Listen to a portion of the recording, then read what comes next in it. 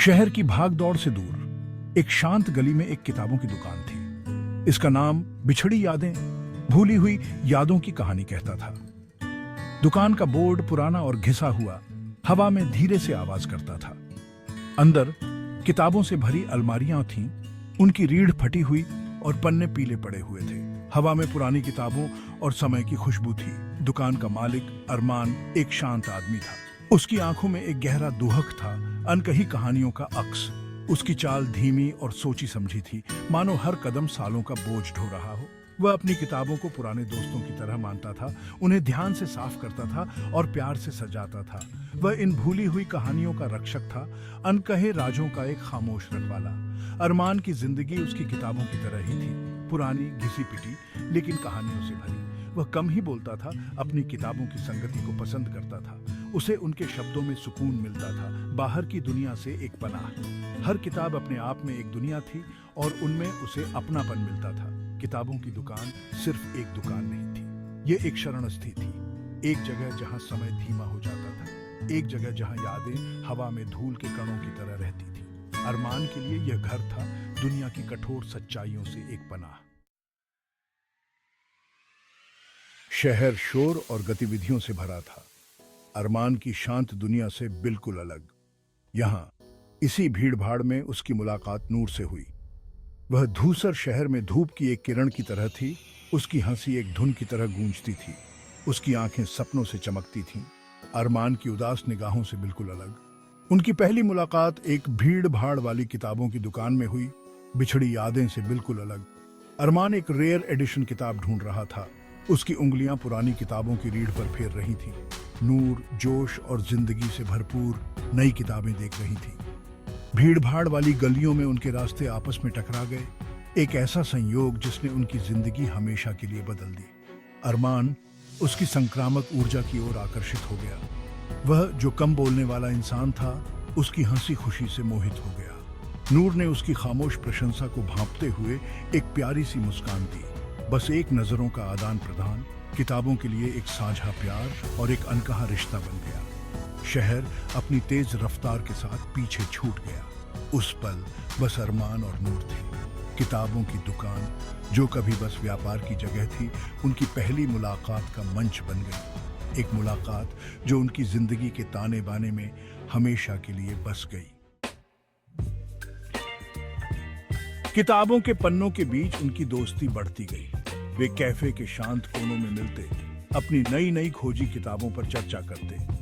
अरमान, जो आमतौर पर चुप रहता था, नूर से खुलकर बातें करने लगा।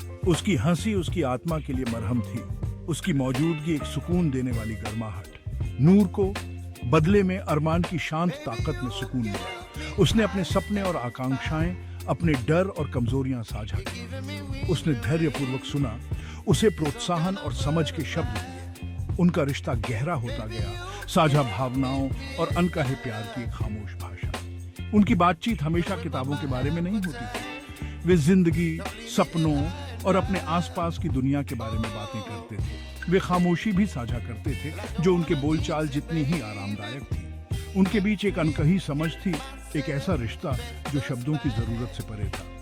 उनके दिल ऐसे राज फुसफुसाते थे जो उनके होंठ कभी कहने की हिम्मत नहीं करते थे। भीड़ भाड़ वाले कमरों में उनकी नजरें मिलती थीं, ऐसी भावनाएं व्यक्त करती थीं जिन्हें शब्द नहीं पकड़ सकते थे। यह प्यार का एक खामोश संगीत था, साझा पलों और अनकही सच्चाइयों में बना एक रिश्ता। जिंदगी ने, जैसा कि अक्सर होता है, कुछ और ही सोच रखा था। नूर के सपनों ने उसे दूर देशों और नए कारनामों की ओर बुलाया। शहर, जो कभी उनके प्यार की शुरुआत का मंच था, उनके अलग होने का कारण बन गया। अरमान, दिल टूटा हुआ लेकिन समझदार, उसे जाते हुए देखता रहा। वह अपने शांत शहर लौट आया, अपनी भूली हुई कहानियों की पनाहगाह में। बिछड़ी यादें एक बार फिर उसकी शरणस्थली बन गई। पुरानी किताबों की खुशबू नूर की कमी की निरंतर याद दिलाती रही। उसने खुद को अपने काम में डुबो दिया। हर किताब जुदाई के दर्द से एक अस्थायी पलायन। साल गुजर गए, किताबों के पन्ने पलटते और उसकी किताबों की दुकान की खिड़की के बाहर पत्तों की सरसराहट के साथ नूर की यादें ताजा और मीठी कड़वी रहीं। उसने उनके साझा पलों को संजोया, उन्हें अपने मन में एक पसंदीदा गाने की तरह बार बार याद किया।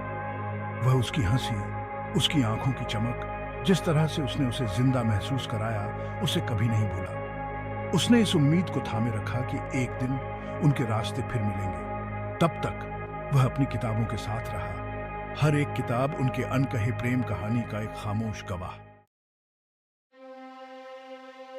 भाग 5। बिछड़ी यादें में वापसी, दोबारा मिलन। वही खुशबू किताबों की दुकान में आई, एक ऐसी खुशबू जो अरमान ने बरसों से नहीं महसूस की थी। यह नूर का इत्र था, चमेली और गुलाब का एक नाजुक मिश्रण। वह पलटा, उसका दिल जोर से धड़क रहा था और वहां वह दरवाजे में खड़ी थी। समय बीत चुका था, लेकिन उसकी आंखों में वही चमक थी, उसकी मुस्कान में वही गर्माहट। बहुत दिन हो गए अरमान, उसने धीरे से कहा, उसकी आवाज एक मधुर धुन की तरह। वह अवाक खड़ा रहा, उसकी आंखें आश्चर्य, खुशी और थोड़ी सी झिझक से भरी हुई। उसने उसकी निगाहों में देखा, हवा में तैर रहे अनकहे सवालों के जवाब ढूंढते हुए। नूर, तुम वापस क्यों आई? वह आखिरकार पूछ ही पाया। उसकी आवाज फुसफुसाहट से निकली। उसके हाथ में एक पुरानी किताब थी, वही जिसे वे कभी साथ ढूंढते थे। उसने गहरी सांस ली, उसकी आंखें अनसुने आंसुओं से चमक रही थी। मैं हमेशा यहीं थी अरमान, उसने जवाब दिया। तुम्हारी यादों में मैंने अपने सपनों का पीछा किया, लेकिन अपना दिल तुम्हारे पास छोड़ गया। उसके शब्द उसकी घायल आत्मा के लिए मरहम थे, उस प्यार की पुष्टि जो उसने इतने लंबे समय से थामे रखा था। भाग 6।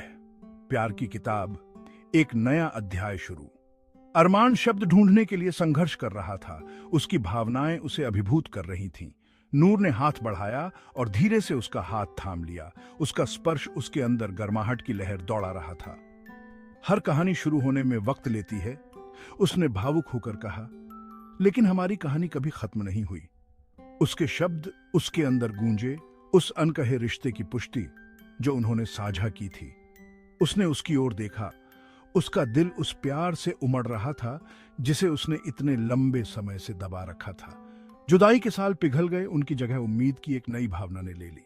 किताबों की दुकान, जो कभी उसके अकेलेपन का प्रतीक थी, साझा यादों और नई शुरुआत का एक पवित्र स्थान बन गई।